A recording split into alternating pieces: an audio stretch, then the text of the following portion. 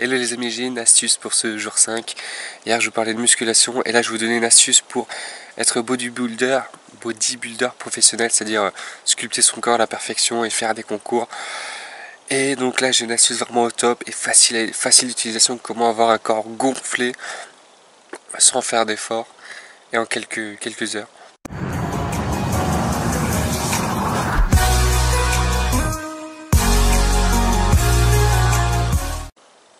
Écoutez bien parce que c'est vraiment quelque chose qui est important. Si vous souhaitez vraiment faire du bodybuilding, c'est important. Vous pourrez gagner des concours en gonflant votre corps assez rapidement et facilement. Il y a des méthodes simples, il y a deux astuces. Vous tombez sur un pédalo, vous pétez le genou, votre genou sera gonflé, il y a moyen de gonfler son corps comme ça. Ou alors d'aller en forêt auprès des clairières et de se laisser piquer par le moustique et vous aurez des jolis muscles gonflés. Et voilà, c'était mon astuce du jour. Des jolis papillons. C'est mon petite astuce du jour, donc voilà, profitez de ces astuces.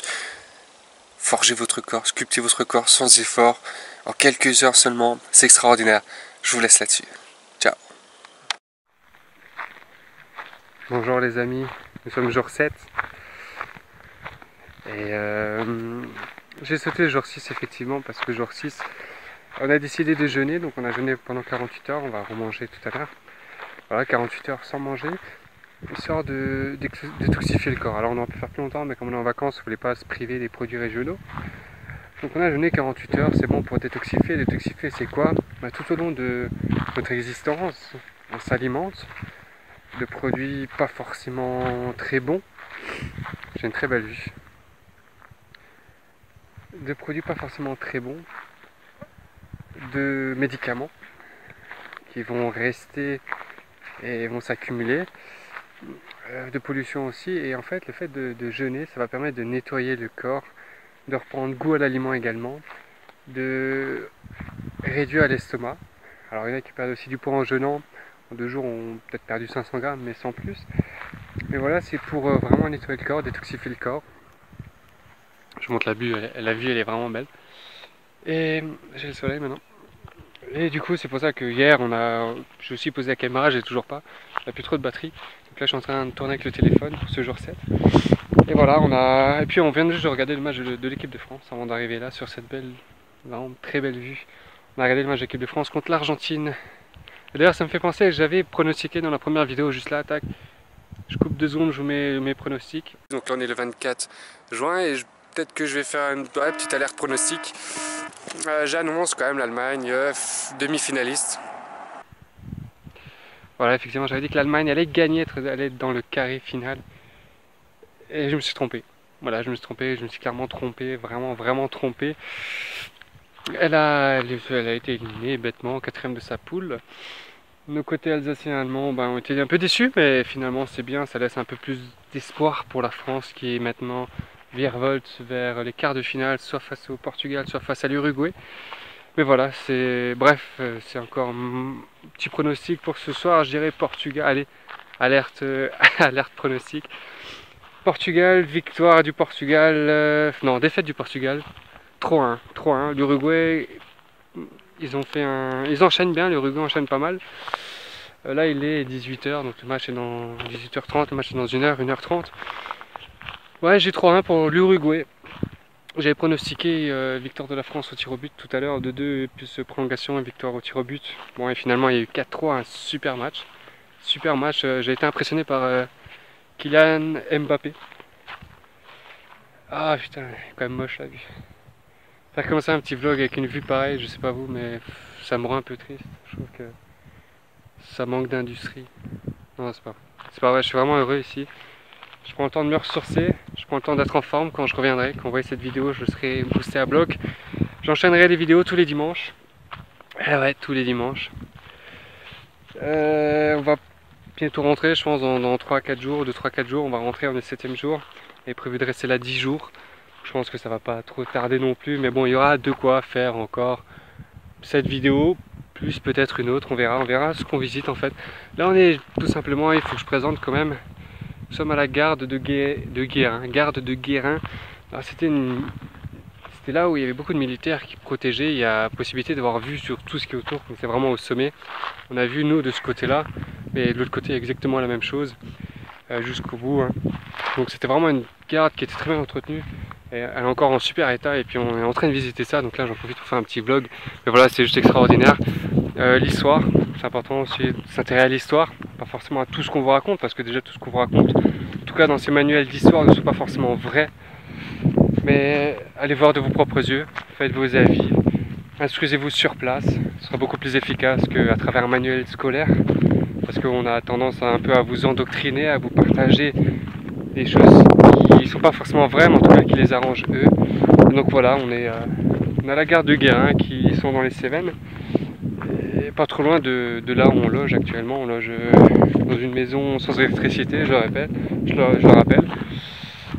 Donc concrètement, pas grand chose, quoi, pas grand chose, vraiment pas grand chose. On a un panneau solaire, mine de rien, pour recharger, mais vous l'avez vu dans la vidéo précédente. Si vous ne l'avez pas vu, cliquez, regardez les vidéos précédentes, ça c'est la troisième. Je pense que ce sera la troisième en tout cas, peut-être la quatrième. Ou ouais, peut-être la quatrième, parce que je pense que au quatrième jour, j'ai parlé pendant une demi-heure, et ça vous fera une belle vidéo, très belle vidéo. J'étais posé, et puis voilà, regarde, ils sont en train de se faire plaisir là, les deux. Eh oh! Dites bonjour à la caméra. Vous êtes tout petits les gars. Voilà, on se fait plaisir. Il y a un super avant, on sent bien les énergies ici. C'est chouette, vraiment chouette. Il y a le lac pas trop loin. On verra pas d'ici, il est de l'autre côté je pense, vers là-bas.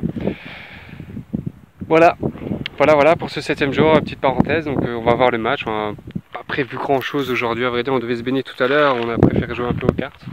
Un petit peu de cartes, un peu de tarot, un peu de Mao Mao. Alors est-ce qu'il y a des gens qui connaissent le Mao Mao? J'aurais appris à jouer au Mao Mao. Alors moi j'ai appris ça de ma grand-mère qui était allemande. Alors je sais que ça se jouait peut-être beaucoup en Franche-Comté, on y jouait beaucoup avec ma grand-mère. Est-ce que vous connaissez le Mao Mao? Ça ressemble un peu au Uno, avec le 7. Vous savez quoi, je vais vous apprendre les règles. Donc vous avez un jeu de cartes normal, 32 cartes, donc sans le 2, 3, 4, 5, 6. Vous enlevez le 2, 3, 4, 5, 6. Voilà, si vous êtes entre amis, prenez le temps de noter ce que je vais dire. Donc il y a les cartes 1, 7, 8, 9, 10, valet, dame, roi, et voilà. Vous rembobinerez hein, si je vais trop vite. Donc c'est un peu comme le Uno, l'As va faire passer le tour du suivant. Vous distribuez déjà 6 ou 7 cartes à chaque joueur et puis vous retournez la première carte pour que celui après la distribution puisse commencer. Alors on tourne dans le sens d'une aiguille d'une montre. Le premier qui joue c'est celui juste après, il faut couper bien évidemment. Donc on peut mélanger à chaque partie parce qu'il faut le faire, d'ailleurs c'est conseillé de le faire parce qu'on trouve toujours les 4 mêmes cartes à chaque fois parce que en fonction, à cause du jeu on a tendance à les retrouver assez régulièrement. L'As, du coup l'As fait passer son tour. Alors si tu passes son tour, tu peux rien faire d'autre que passer ton tour. Par exemple si moi je mets un As, le suivant va forcément passer son tour. Si on est deux, bah, je vais rejouer. Si on est trois, bah, ce sera au troisième de jouer. Et ainsi de suite. L'idée générale du jeu en fait c'est soit on met le même chiffre, soit on met la même couleur. Il y a 4 couleurs, carreau, trèfle, pique et cœur. C'est important le cœur. On met la même couleur, sachant qu'il y a des exceptions pour l'As voilà, qui fait passer son tour. Le 7 au Uno, ce serait un plus 2. Donc vous pouvez enchaîner les 7. Donc si je mets un plus 2, le suivant n'a pas de 7, il piochera 2 cartes ou décide de ne pas jouer, il piochera 2 cartes. S'il en a un, bah, c'est le suivant d'après qui en prendra 4, 6, 8, ainsi de suite. Il n'y a que 4, 7, donc ça s'arrête à 8 cartes. Et voilà pour le 7. Ensuite il y a le 10. Alors le 10 c'est une petite particularité par rapport au Uno. C'est que si on a un 10, on peut en mettre plusieurs d'un coup. Par exemple, il y a un 8 de carreau sur le terrain. J'ai un 10 de carreau, un 10 de cœur, un 10 de pique. Je peux mettre les 3 d'abord. Enfin les 3 d'un coup, à commencer par le 10 de carreau bien évidemment. Si je veux terminer par du pique, voilà, je mettrai le pique en dernier. Mais voilà, je peux mettre les 3 10 d'un coup. Ensuite, pour... ouais, je vlog en expliquant des nouveaux jeux. Mao Mao, ça s'appelle. Ensuite, le valet, qui fait un changement de couleur. Alors le valet, il faut le mettre, je sais plus, et là moi, d'après ce que je leur ai expliqué, ce serait le valet, on ne peut pas le mettre n'importe comment, il faut que ce soit vraiment le... Si par exemple à 8 de carreau, on pourra mettre un valet de carreau, mais aucun autre valet. Ça je suis pas sûr, donc mettez en commentaire si vous le savez. Du coup, le valet permet de choisir la couleur que l'on veut pour la suite. Donc, par exemple, je veux jouer pique, bah, je vais mettre un... Il y a du carreau, je mets mon valet de carreau et je dis bah pique. Et le prochain devra jouer du pique. Quelle autre règle? Voilà, c'est tout. Le roi normal, la dame normale, le 7, le 8, 9 normal. Là, se fait passer son tour. Voilà, c'est pour les règles et c'est super sympa. On peut jouer à 3 assez facilement, à 4 aussi. Si vous piochez et qu'il n'y a plus de cartes dans la pioche, vous retournez les cartes qui sont passées, vous laissez la dernière au-dessus. Et voilà. Ensuite, la pioche reprend. Quand il vous reste une seule carte, il faut dire Mao. C'est important de dire Mao. Et quand vous n'avez plus de carte, dire Mao Mao, sinon la personne piochera une carte et en piochera aussi une s'il ne dit pas Mao Mao à la fin quand il termine.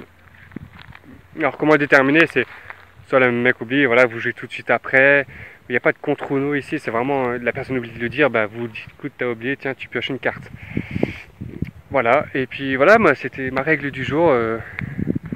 Si un jour je voyage, je vais sûrement voyager, je fais le tour de France ou le tour de plusieurs pays, ce qui sera probablement le cas dans quelques années, même très rapidement.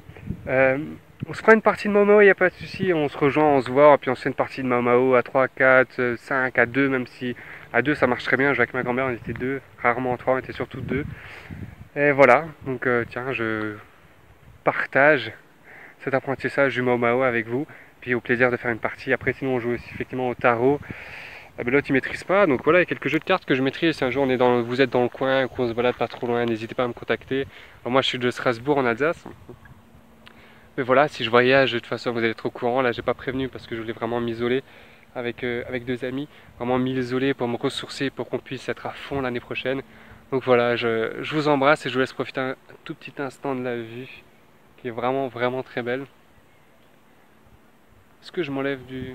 Allez, je m'enlève un petit peu.